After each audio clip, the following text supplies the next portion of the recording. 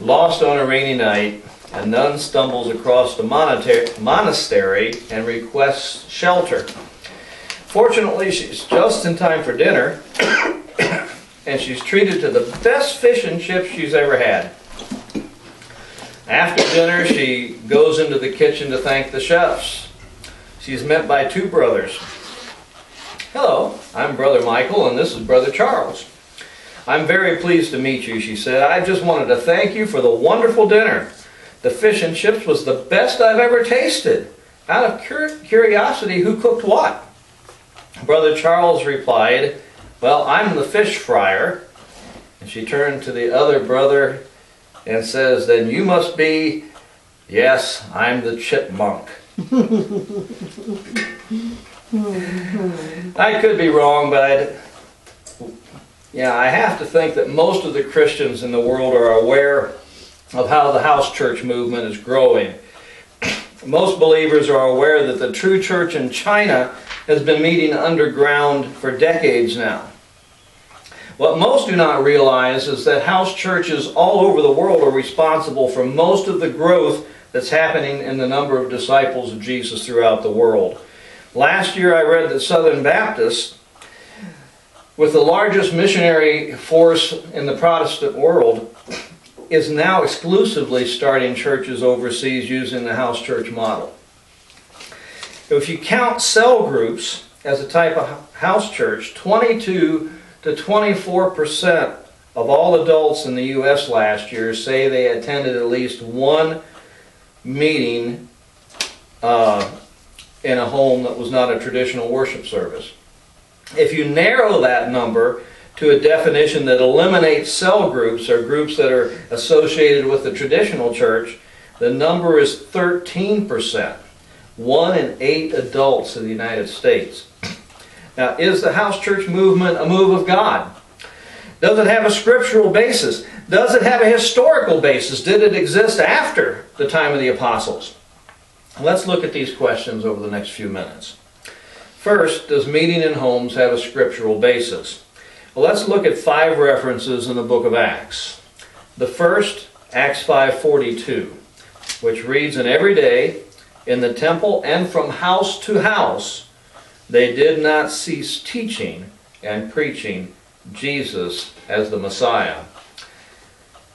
Acts 2:46, "And day by day they," meaning the followers of Christ, "were attending the temple together and breaking bread," where? In their homes. Chapter 8, verse 3, "But Saul was ravaging the church and entering house after house." Why? Because the followers of Christ were meeting there. "And he dragged off men and women that he found and committed them to prison." Chapter 12, verse 12. "When he realized this, Peter went to the house of Mary, the mother of John, whose other name was Mark, where many were gathered together and were praying." In Acts 20, verse 20, Paul says, "I did not shrink from declaring to you anything that was profitable and teaching you in public and from house to house."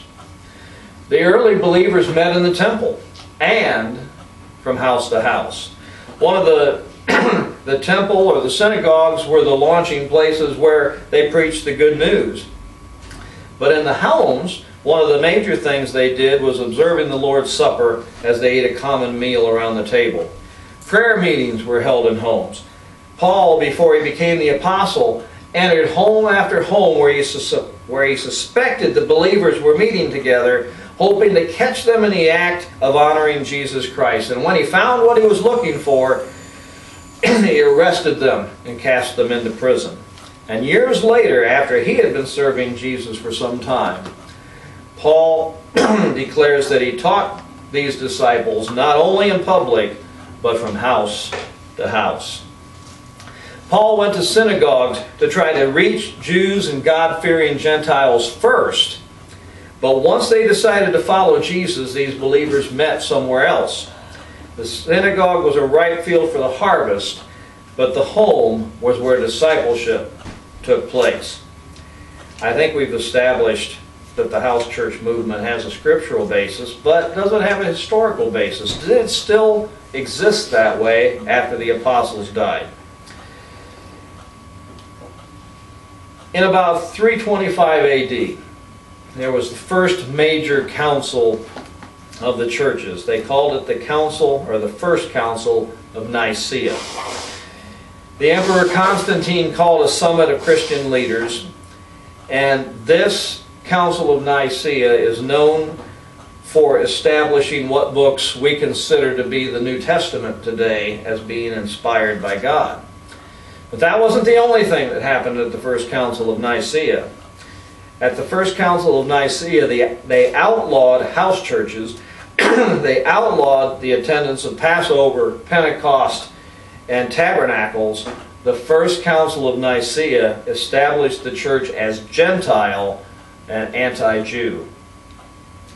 There are many things that the Council of Nicaea did. Things that pushed us away from our spiritual roots in the Jewish faith and away from the hearts of God as a people. But what we're focusing on here today, what they did is they outlawed house churches. If house churches didn't exist at the time, why were they outlawed? Well, obviously they did exist, or they wouldn't have been outlawed. As long as the church met as an organized group in a public building, Constantine and his government could keep an eye on them. He couldn't do that with house churches, not with a viral movement that just went and went and went and multiplied. So he outlawed them. And effectively in doing so, Constantine killed a 300-year evangelism explosion that was going on throughout Europe and throughout the known world at that time. We could look at a lot more documentation, but just the Council of Nicaea effectively establishes that house churches existed for hundreds of years after the death of the apostles. So let's move on. Is the house church movement a move of God today? Well, the answer to that depends on whether you're looking at a particular house church or if you're looking at the movement in general. One of the criticisms of the house church movement is that some house churches are started by people who were disgruntled with their former pastor or their former church, angry, and they wanted to be out from underneath that authority. If somebody starts a house church with that motivation, if they're mad at somebody and they're just getting away with people from people because they're angry, that is the wrong motivation. The leader is rebellious against authority. He or she is likely not to hear the voice of God very well because they're full of themselves and their own anger. If a house church leader began his group because of rebellion, it's probably not a movement of God. When a house church is started by somebody with a rebellious mindset, normally, the vast majority of them